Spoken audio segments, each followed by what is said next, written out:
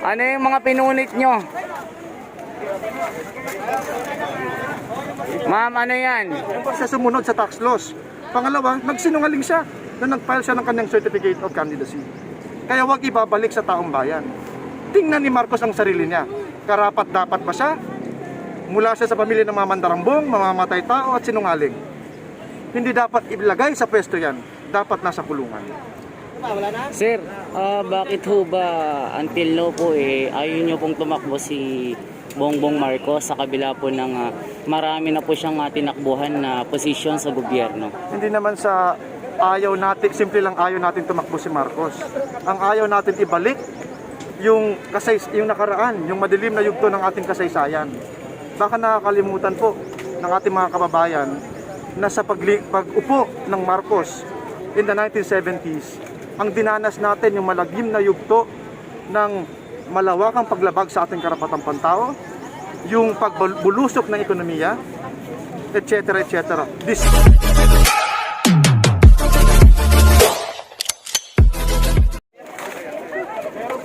Ano yung mga pinunit nyo?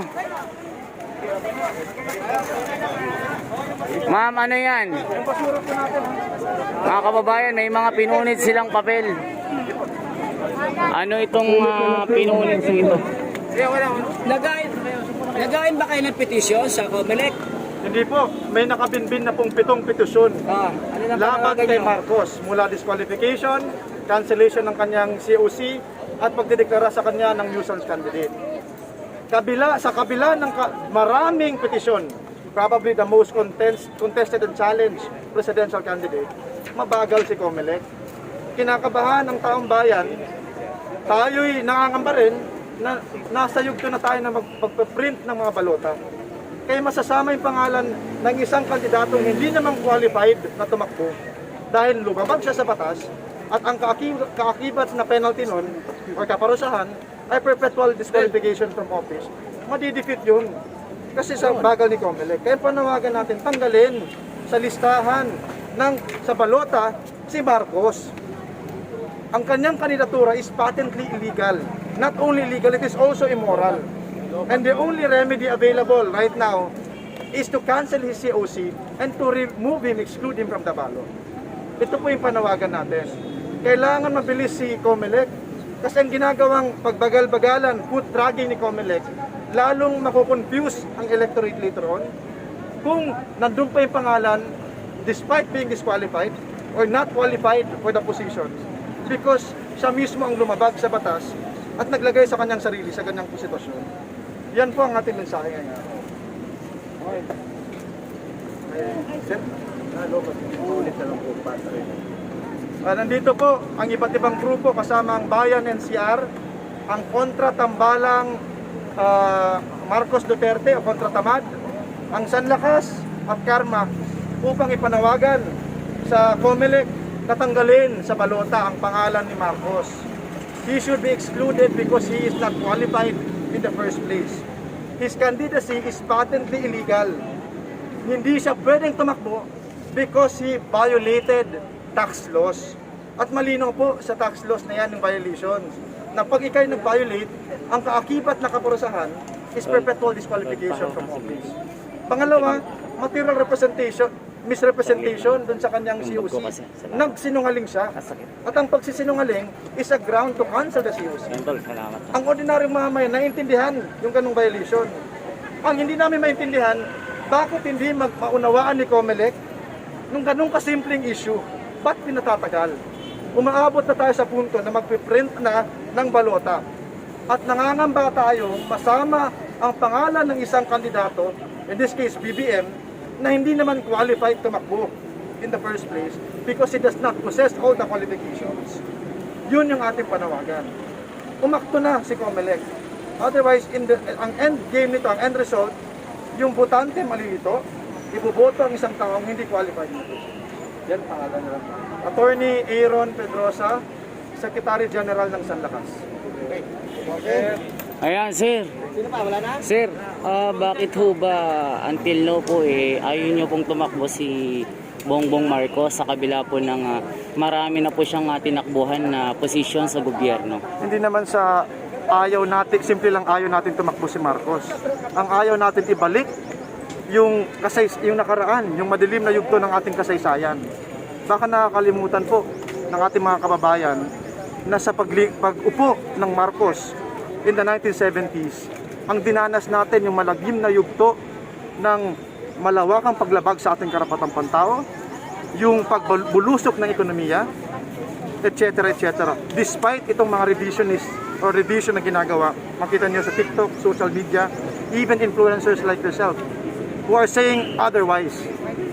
Ako isang waray. Maupay na aga. Romualdez ang aming lugar. No big deal. Pero sinasabi simple lang na nagpatayo siya ng ganito, nagpatayo siya ng ganyan, kaya Marcos ulit. Hindi, pera yun ng taong bayan. Pinang-utang natin yun. Hanggang ngayon binabayaran. 2025, ang last na pagbabayad sa mga utang sa panahon ni Marcos. Bakit natin papayagan maulit yan? Yun yung simpleng usapin dyan. Kasaysayan. Pangalawa, Marcos mismo ang lumabag sa batas. Siya ang naglagay sa kanyang sarili sa sitwasyon na siya'y dapat ma-disqualify. Bakit sasabihin kinakawawa siya? Bakit sinasabi yung mga tao ay simple ayaw siya? Parang ayaw niyang tumakbo in the first place. Kasi disqualified siya eh. Bakit siya disqualified? Hindi siya sumunod sa tax laws. Pangalawa, nagsinungaling siya na nag-file siya ng kanyang certificate of candidacy. Kaya wag ibabalik sa taong bayan. Tingnan ni Marcos ang sarili niya. Karapat dapat ba siya? Mula siya sa pamilya ng mga mandarambong, mamamatay tao at sinungaling. Hindi dapat ilagay sa pwesto yan. Dapat nasa kulungan. Sir, may mga nagtanong dito na viewers natin. Bakit daw yung mga sumunod na mga naging presidente na may mga utang rin naman? So bakit daw hindi natin sila pwedeng Hindi ito simpleng utang lang ha. Ito'y $26 billion na binaon ng Pilipinas sa pagkakautang. At tinatayang $10 bilyong ang nakaw na yaman ng mga Marcos. Pumutang ang mga past administrations, tama. At marami dyan illegitimate din. Ibig sabihin, hindi natin napakanabangan. At pinapanagot natin yan. Cory Aquino, Ramos, Erap, Gloria, Pinoy. Wala tayong sinasanto. Pare-pareho yan.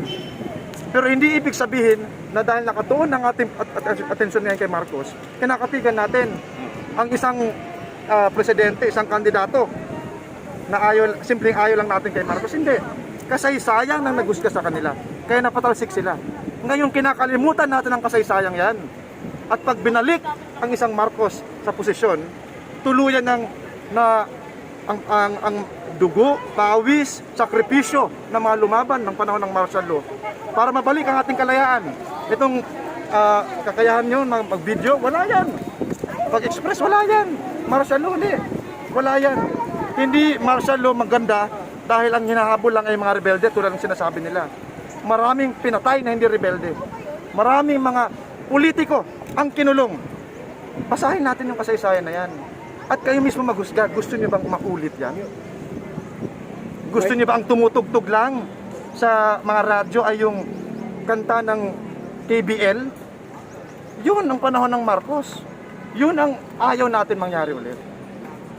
Sir, halimbawa, sir, worst case scenario po, matuloy po yung kandidato ni Bongbong Marcos at manalo siya. Ano pong gagawin niyo? Tuloy po ang ating paglaban. Yun naman ang ibig sabihin nun. Hindi matitigil. Kahit sino pang nakaupo dyan, actually. Leni Robredo, Isko Moreno. Hindi ibig sabihin titigil na yung pagkilos ng mga mayan. Kasi tuloy pa rin ang demolisyon. Tuloy ang kahirapan. Tuloy ang pagmahal ng presyo ng bilihin. Ang kawalang trabaho, kontraktualisasyon. Lalo na itong mga kandidato. Lalo si Marcos, wala siyang programa para dyan. Ang sinasabi lang, he will make this nation great again. Walang konkreto. Sir, may tanong ako. Noong kapanahonan ni President Ferdinand Marcos, anong comment niyo doon sa ang mura ng bilihin kaysa ngayon? Ay, yan ay Oo. niribat na kasi tumaas yung ibig sabihin, hindi totoo yan. Because yung inflation sa panahon na yan ay masyadong mataas. Yung halaga ng piso bumagsak. Nakalimutan ko lang yung datos. Economists have been saying, sila, hindi to TikTok, hindi to social media. Basahin po natin yung kasaysayan. Tingnan natin yung ating economic data in the last 40 years. At para once and for all, ma-dismiss, mabaliwala yung mga ganyang pagsisinungaling. Imagine, panahon ni Marcos, Yan yung panahon na nagkaroon ng krisis sa langis sa buong daigdig. Yung petrodollars, yung panahon na yan. Nakalimutan ba natin yan? Parang gumising naman tayo, huwag tayo magpaloko. Sa dulo, wala tayong ibang kakampi kundi ang ating mga sarili. Humaling kayo sa mga kandidato, politiko tulad ni Marcos. Ano ang gagawin niya para matigil ang gutom? Magkatrabaho kayo. Maging murang pamasahe, murang bilihin, maging regular trabaho. Parehas lang sila. Parehas kay Pinoy, parehas kay Gloria, kay Cory Aquino. Pare-pareha lang sila. Yun yung punto natin. Yan sir, may tanong lang po sir. Sino po ba yung gusto nyo talaga na maging presidente? Ay, kung akong tatanungin nyo, iisa lang ang pinaka-qualified ngayon, manggagawa. Ibig sabihin mula sa hanay ng mamamayan, yung masa, yung mga maratang kumilos kanina. Siguro kilala nyo. So sino yun? Si Leody de Guzman. Siya po yung ano sir, siya yung tumatakbo ngayon na Presidente presidential din. Candidate po. Ano po yung Kung ako lang meron yun, siya sir? ako lang yun. Sige, ano po yung kakayahan niya sir para po pangunahan po yung bansang Hindi siya kaiba Pilipinas? sa atin, yun yung pinakauna. Tapos may programa siya. Basahin po natin. Pwede pong ma-download yung kanyang program.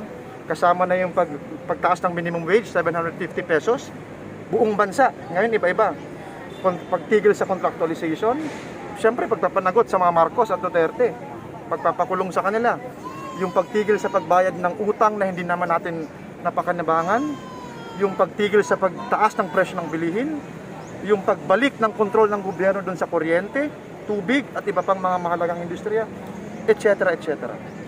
Iba siya doon sa mga kandidato. Kaya yun yung sa personal, yung sinusuporta. So yun yung stand out ka doon sa kanya sir. Opo. Kahit pagtabi mo siya kay Bongbong Marcos o kay Isko Moreno, Pacquiao, ibang-iba. Sir, ano po yung ano yung panawagan mo sa mga Pilipino bilang sinusuportahan niyo po yung inilalagay yung kandidato ngayon? Ano yung gusto mong Siyempre, sabihin? Sabi ko na kanina, wala tayong ibang kakampi kundi ang ating mga sarili. Huwag tayong magpadala, magpaloko sa mga kumakandidato ngayon. Simple lang dahil sila'y mananalo o sikat, maraming advertisement.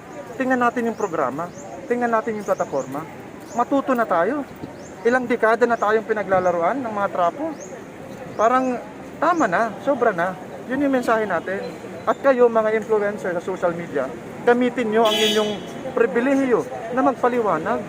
Hindi para akitin doon sa isang kandidato na walang plataforma, kundi para kayo mismo ipakita anong pagkakaiba ng mga tumatakbo at sino yung may malinaw na panindigan at programa.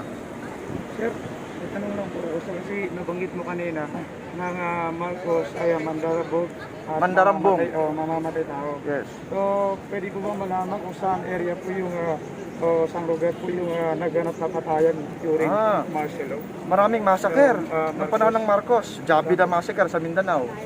Dito anyway, merong tinayo sa batas yung Human Rights Claims Victims Claims Board o yung compensation sa mga biktima ng martial law. Mahigit 10,000 ang binayaran ng gobyerno. At ang ilan doon ay mga biktima ng strafing, yung massacre, yung torture, yung pagkabilanggo, pagkawala, etc. Nasa record yan ng gobyerno. Yan. Yung pagnanakaw, mismo ang ating gobyerno may record, 26 billion nga dollars yung utang. PCGG tinayo, yung Philippine Commission on Good Government, para habulin ang nakaw na yaman ng mga Marcoses. Iilan pa lang ang nare-recover. Bilyong-bilyong dolyar pa ang hindi nakukuha. Kaya mag-isip-isip din. Paisip-isip din pag may time. Yun ang point natin. Sir, na-mention mo kanina yung Jabida Massacre. Opo, sa Mindanao. Narinig ko po kay Atty. Gadon, nagawa-gawa lang daw po yan. Ang mahilig gumawa ng kwento ay si Gadon. Kasi nakasulat yan sa kasaysayan. Parang sinabi mo na rin na walang Jose Rizal, na walang Andres Bonifacio, yung mga bayani natin nakipaglaban. Lalo na nung panahon ng martial law. Wala tayong kalayaan ngayon kung hindi napatalsik si Marcos. Magpapatuloy ang batas militar, yung curfew, papasok kayo sa mga sarili ng mga tahanan sa nakatakdang oras, which is okay sometimes. Pero yung panahon na yun, military rule. Tapos ang umiere na news sa TV, ay kung anong tinatakdan ng gobyerno. Yun ang problema. Walang ganito. Makokontrol yung social media. Sir, may ano lang ako no. Sabi niyo po no na sa mga sinasabi niyo po na ganun yung makasalanan yung mga Marcos, may mga kasong mga ganito. Hindi to simpleng kasalanan ha. Oo. Marami silang paglabag ng batas. Oo. So bakit sir hanggang ngayon andito pa rin? So ano ang ebidensya? Anong andito pa rin? Nandito pa rin sila, hindi pa rin nakulong. Bakit hanggang ngayon nandito pa rin tatakbo ng bilang presidente? So ano yung mga ebidensya niyo na nakalap? Ako abogado no. Oo. Pinag-aralan namin yung mga desisyon ng Korte Suprema. Oo. At marami yan. Ang mga final na kaso, hindi naman pagkakakulong kundi civil at saka for future cases, yung pagbawi ng kanilang mga ari-arian. Kaya maraming nabawi na ari-arian, pero kulang pa. Civil, yung tax cases kasama dyan. Sa Sandigan Bayan, 7 charges, guilty si Imelda. Criminal yun. Dahil Imelda Marcos, hindi siya nakukulong. Mayaman siya eh. Ikaw, subukan mo magnakaw. Kahit candy lang, kulong ka. Pero pag Marcos ka, hindi ka makukulong. Bakit? Hindi lang isa kasapin ng Marcos. Kasi sa ating bansa, ang mga mayayaman, hindi nakukulong. Ang mga mahirap, madaling makulong. Tapos tayo pang nagpapautot. Ano, baguhin na natin yan. Yan. Salamat, sir. Sir, salamat. Sino ka sa mainit na? Sakali po ba kayo sir sa pahayag ni Calodi de Guzman na hindi siya tatakbo sa pagka-presidente kung madadala ni Vice President Leni Robredo ang kanyang plataforma? Ibig bang sabihin sir ay magkapareho na silang mga paniniwala? Hindi, sa nauna yon in the past. Kasi nga, naghahanap nga ng saan yung point of convergence. Ngayon, wala nang atrasan siyempre yan. Kasi si Leody ay mula sa masa, manggagawa. Parang sinabi mo na alis ka dyan, Leody. Kasi ang mga masa manggagawa ay walang tuwang sa eleksyon. Ganun ba ang pagtrato natin? Dahil may ordinaryong manggagawang tumakbo, pagtatawanan natin? Ibig sabihin, tingnan natin mga sarili. Pag ikaw tumakbo, pagtatawanan ka? Kailangan magkaroon tayo ng kumpiyansa sa ating sarili. At yan yung ibig sabihin ng kandidatura ng isang ordinaryong manggagawa. Nakaya natin, pwede tayong tumakbo. Pero halimbawa sir, kung sasabihin ni Madam Vice President Leni Robredo na dadalhin niya ang kanyang plataforma, handa ba siyang Nawala yung Kaya light. natin tanongin si Leody, hindi naman ako si Leody. Oo, minit. Pero maganda yan. Maganda yan kung yayakapin ni Leni Robredo. Pero I doubt kasi marami doon ay labag sa kanyang paninindigan or ikakaiba sa kanyang posisyon. Pero mas maganda kung yakapin niya. Sir, may nagtanong kasi. Halimbawa, sir, yung kampo ng ni Calodi po at kampo ni Madam Leni, magsanib po kaya at isa na lang yung tatakbo daw. Papayag po yung kampo niya, sir? Ewan ko, let's leave it to them. Sila magsalita para sa kanilang sarili. Ako ay naniniwala lamang kay Leody at ang panawagan natin na dito ay yung kay Marcos. Ayan, salamat.